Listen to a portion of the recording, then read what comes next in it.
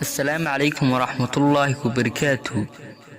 هالمامين دنت هذا انت ادكم مشغول سنتهاي دنا هددك kale iyo qorshayaashooda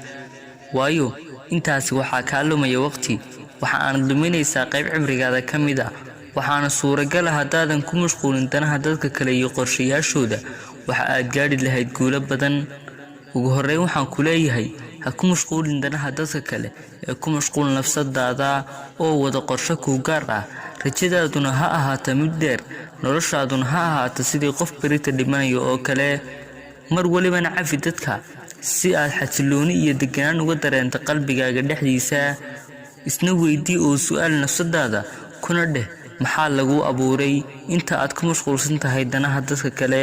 garana waxa lagu keenay dunida oo faham sababta lagu abuuray. والسلام عليكم ورحمة الله وبركاته.